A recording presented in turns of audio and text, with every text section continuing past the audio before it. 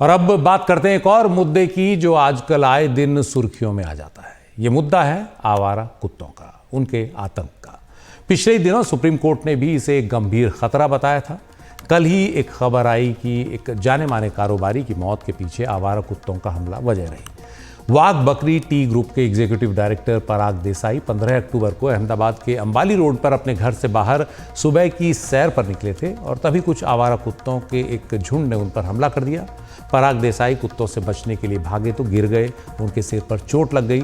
चोट इतनी गहरी थी कि ब्रेन हैमरेज हो गया। उन्हें अस्पताल में भर्ती कराया गया, लेकिन कई दिन इलाज के बाद भी बचाया नहीं जा सका। रविवार रात उन्होंने दम तोड़ दिया। पराग देसाई सिर्फ 49 साल के थे। उनकी मौत की खबर सोशल मीडिया पर सुर्खियों में छा गई। हर तरह के तर्क दिए गए और एक बार फिर यह मुद्दा उठ गया।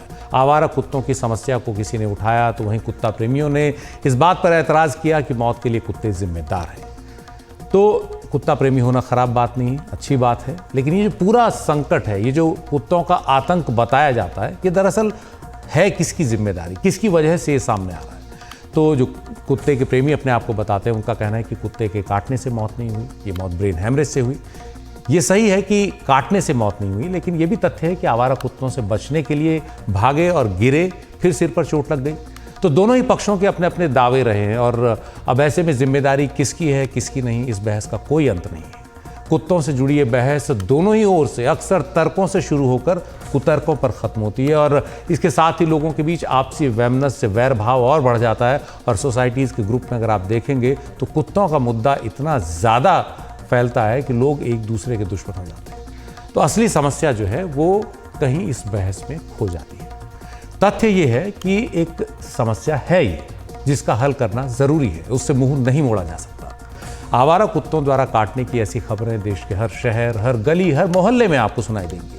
पिछले ही महीने 11 सितंबर को इस मामले में सुप्रीम कोर्ट ने भी दखल लिया।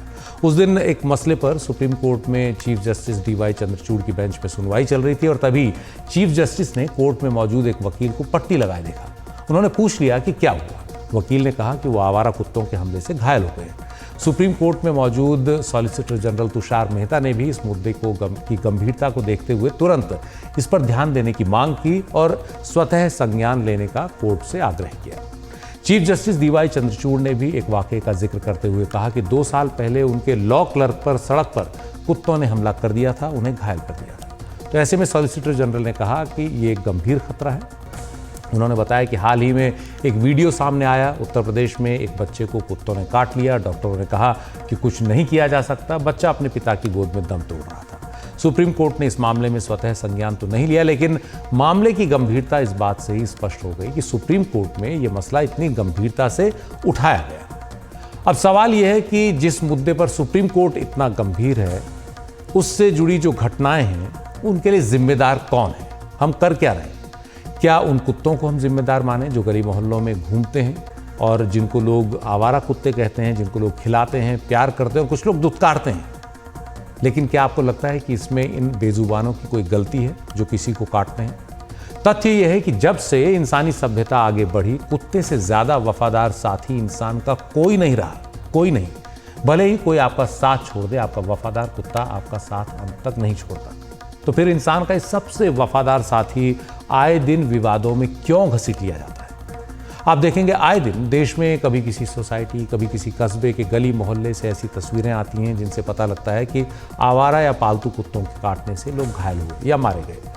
कमज़ोर लोग, बच्चे, महिलाएं और बूढ़े ऐसे आवारा या पालतू कुत्तों की भी हिंसा के शिकार ज़्यादा होते हैं। इसमें जो पेट डॉग्स हैं वो भी पीछे नहीं हैं। कई ऐसी घटनाएं सामने आई हैं कि लोग अपने पालतू कुत्तों को लेकर जा रहे हैं या पालतू कुत्तों को उन्होंने छोड़ दिया और उन्होंने लोगों को निशाना बनाया, खासतौर पर बच्चों को या महिलाओं को।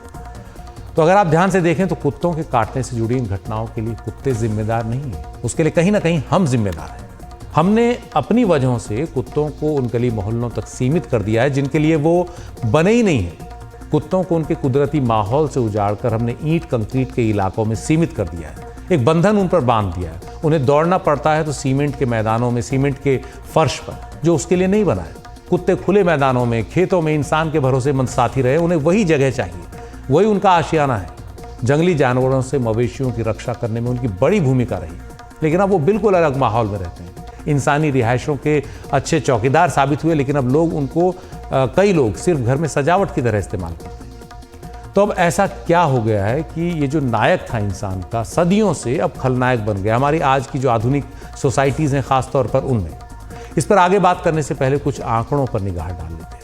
दुनिया में सबसे ज़्यादा आवारा कुत्ते भारत में हैं। एक ताज़ा अनुमान के मुताबिक भारत में करीब 6 करोड़ 20 लाख आवारा कुत्ते हैं। ये बहुत बड़ी आबादी है, बहुत बड़ा आंकड़ा है। और कुत्तों के काटने से होने वाली बीमारी रेबीज़ के भी सबसे ज़्यादा मामले भारत में ही आते हैं। हालांकि रेबीज़ और भी जानवरों के काटने से होता है, सिर्फ कुत्तों को इसके लिए जिम्मेदार नहीं माना जा सकता। भारत में रेबीज़ के 97% मामले कुत्तों के काटने से होते हैं। 2021 में भारत में जानवरों द्वारा काटने के 17 लाख से ज़्यादा केस सामने आए, जिनमें सबसे अधिक कुत्तों द्वारा काटने के थे। 2022 में पहले 7 महीने में 14.5 लाख केस सामने आए। भारत में कुत्तों द्वारा काटे जाने की घटनाएं बढ़ने पर पशु कल्याण बोर्ड ने दिसंबर 2022 में एक प्रेस बयान जारी किया। इसके मुताबिक आवारा कुत्तों की तादाद पर काबू पाने के लिए केंद्र सरकार ने 2001 में animal birth control dog rule तैयार किया था। इसे एबीसी भी बोला जाता है और इसे लागू करने की जिम्मेदारी स्थानीय प्रशासन की है, स्थानीय निकायों की है, चाहे वो नगर निकाय हो। इसके तहत आवारा कुत्तों की तादाद बढ़ने से रोकने के लिए उनके बंध्याकरण यानी स्टेरिलाइजेशन, उनके एंटी रेबीज टीकाकरण पर जोर दिया जाना था। लेकिन ये देखा गया कि इस नियम पर नगर निगम या नगर पालिकाएं ठीक से अमल नहीं करती और ये जो पूरा नियम है वो सिर्फ कागज़ों में रह जाता है, ज़मीन पर दिखता ही नहीं। और यही वजह है कि कानून बन गया लेकिन उसका कोई असर दिख नहीं रहा और नतीजा इस तरह है कि जो काटने की घटनाएँ हैं वो आए दिन सामने आ रही हैं। एक तथ्य ये भी है कि हम लोगों में से कई कुत्ता प्रेमी तो हैं ज़रूर, बहुत अच्छी बात है, लेकिन उससे आगे हम अपनी कोई जिम्मेदारी नहीं निभाते। कुत्तों को खाना तो ज़रूर खिलाते हैं, लेकिन उनकी सेहत का क्या होगा, वो कहाँ रहेंगे, इसे लेकर कोई ख़ास चिंता नहीं होती। गली मोहल्लों में घूमने वाले इन कुत्तों को बाकी जिम्मेदारी है हम सरकार पर छोड़ देते हैं और सरकारी मशीनरी का हाल आपने देख लिया। इस मुद्दे पर वो कोई ख़ास सक्रिय है नहीं। समस्या यही है। इस मुद्दे पर हमने बात की आवारा कुत्तों के लिए काम करने वाली एक गैर सरकारी संस्था नेबरहुड वूफ की आयशा क्रिस्टीना से। सुनते हैं कि वो क्या कह रही हैं, क्या ये नियम, ये जो कानून है वो कुछ भी कारगर रहा है या नहीं।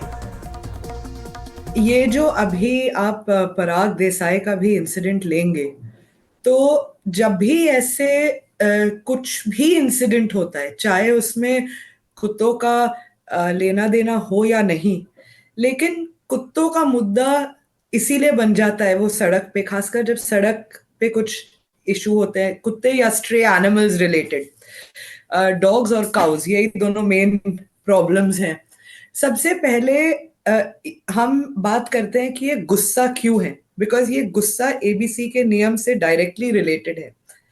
हर किसी के मन में यही सवाल है कि पिछले 20 साल से हमारा ये काम चल रहा है एबीसी का, तो सड़क के कुत्तों की आबादी अभी भी क्यों बढ़ रही है और कम क्यों नहीं हो पाई है।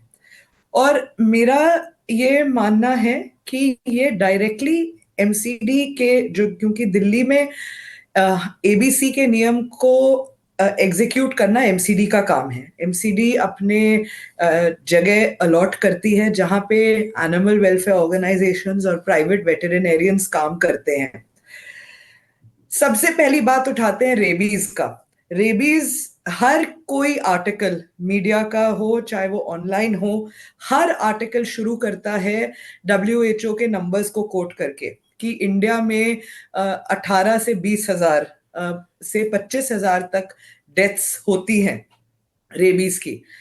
पहली बात, जो हमारा खुद का डेटा है वो क्लियरली, अगर आप पिछले 5 साल का देखें, इसमें भी कॉन्फ्लिक्टिंग रिपोर्ट्स हैं, बट आप अगर पिछले 3-4 रिपोर्ट्स, चाहे वो न्यू इंडियन एक्सप्रेस का हो या टाइम्स ऑफ इंडिया के हो, रेबीज के cases, human deaths from rabies, और जो रेबीज के केसेस हमारे आए हैं, that have been 340 deaths in all, जिसमें से सबसे ज्यादा 48 डेथ्स अपेरेंटली इन 305 में से दिल्ली में थे।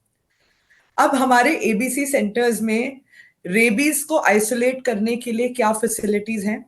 14 एबीसी सेंटर्स चल रही हैं दिल्ली में, एक भी सेंटर में रेबीज आइसोलेशन केनल्स नहीं है। आइसोलेशन क्यों इंपॉर्टेंट है?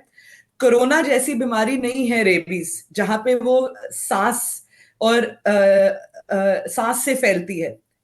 रेबीज बीमारी सलाइवा से फैलती है, मतलब उसको रोकना और कंटेन करना कई ज्यादा आसान होता है। और वो भी हर कुत्ते के सलाइवा से नहीं।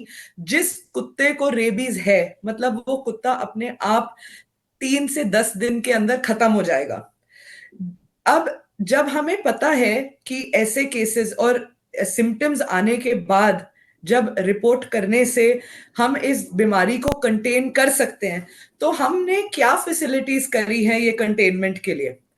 जैसे मैंने बोला, आप अगर रिपोर्ट करेंगे भी कि आइए इस कुत्ते को उठा के ले जाइए, अभी जोनल कैचर्स एमसीडी के वही गाड़ियां लाएंगे जिसमें वो रोज नसबंदी के लिए कुत्ते उठाते हैं।